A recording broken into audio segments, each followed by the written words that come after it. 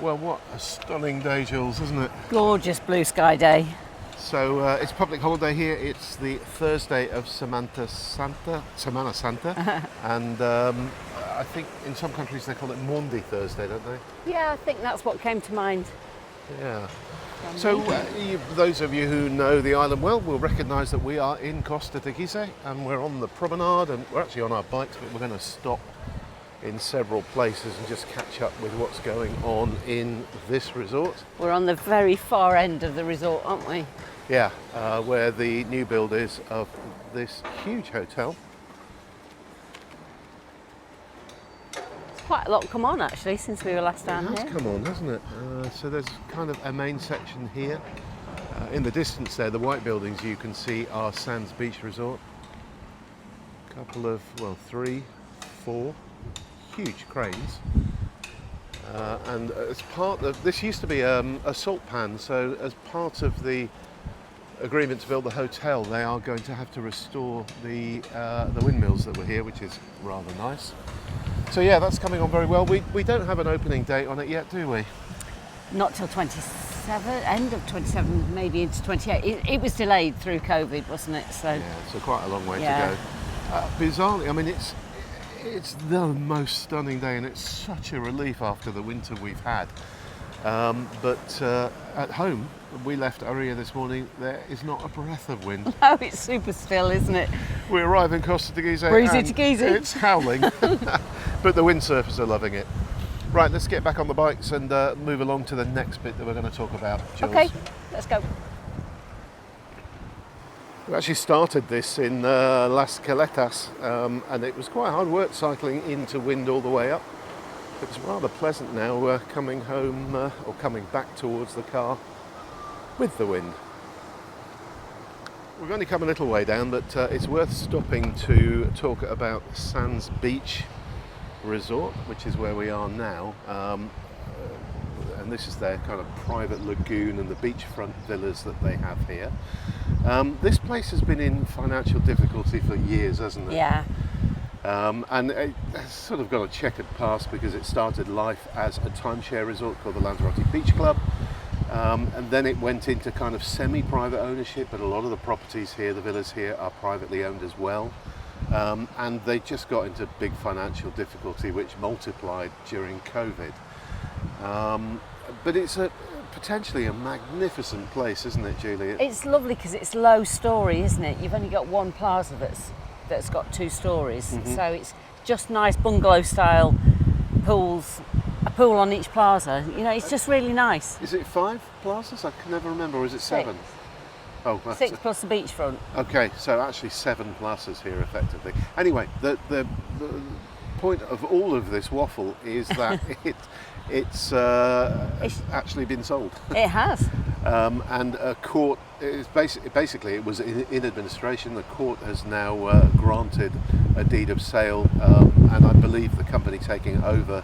I mean, they paid 11 million for it, which is probably the debt less stuff, than the it's sum of worth. the debt. Yeah. Yeah. And one of the provisions the judge made, which we liked very much, is that all the staff have to have their jobs guaranteed and their job history retained. So if they've been working here 10 years, that will show on their records, which is great because we know a lot of people who work here, and we have known loads of people over the years who've worked here. So all change at Sands Beach Resort, and we will crack on round to the next beach now. Well, next stop was Playa Las Cucharas. Your lights have come on, Jules. It's because you're in the shade. Yeah, just a beautiful beach this. Spoons Beach. Terrific for windsurfing. They have their own sort of separate lane, and then it goes all the way around the corner of the bay there. We don't have sunbeds on here yet, but they will be coming imminently. It's all been signed off. And I don't want to give a date actually because I might get it wrong, but we're very close to having sunbeds on there. So I'm just going to walk along a little bit. Julie is guarding the bike, so we'll lose her voice for this bit.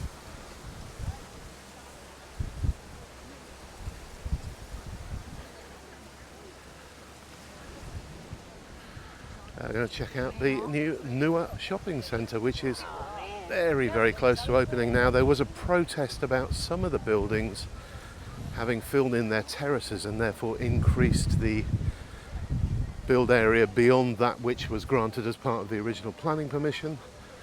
They are rapidly doing the work. In fact, they may have already done it by the looks of it, so that they can get the place open very shortly. The shops and bars and restaurants have got all their furniture in now, so although there's tape all around it, it really is just kind of ready to open now. Hopefully very soon. And then across here we've got one of the new Baywatch style lifeguard huts which were installed over the last couple of months. Okay, I'll go back and find Julie, grab my bike, and we'll move on to the next bit of the resort of Costa Teguise. And here we are the other side of the bay, Playa Las Cucharas. You can see the cranes in the distance where we started from. And what's changed here is that this harbour wall, I'm sorry about the wind by the way, I'm into wind, but I have to be to film this bit. The harbour wall, which you used to be able to park on, is now all coned off. So there are green cones here that stop you from parking. It's quite ironic that there's smooth tarmac on there now, because it used to be rough stones, didn't it? It's true. So they tarmacked it and then closed it. Yeah. Well, we could ride up and down it to take advantage of the tarmac. Could roller skate on there, I suppose. Yeah, I mean, it was kind of quite a convenient place to park if you knew it was there, but I can see the logic in that, because there is a massive danger of someone reversing off the edge of that into the water. And quite a lot of spray as well from here, isn't there? Yeah, true enough, true enough. Right, on round the corner then, Jules. This is the fabulous, well, going to be fabulous front line development on the bit that juts out from Costa Teguise. There's going to be luxury apartments here, and I, for the life of me, can't remember the name of it. Can you, Jules? No, was it Residencial something? It was a Residencial something, but I can't remember what the something was. Never mind. I'll put it over the top in a caption. But work is moving, but not really dramatically fast at the moment.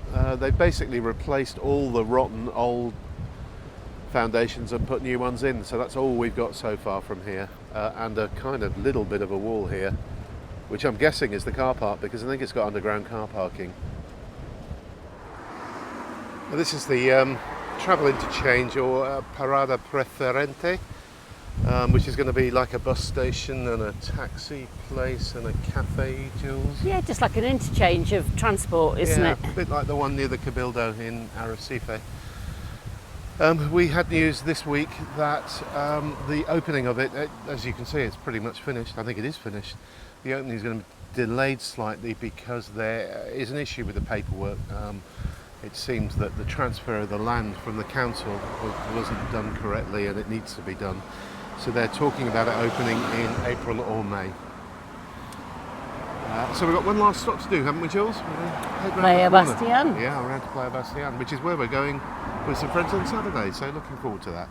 All right, I'll pause that there, and we'll just go around the corner and film a final segment for you. And here we are at Playabastian, and as you've seen on all of the beaches, there are people enjoying this wonderful weather. What a brilliant Easter weekend, huh?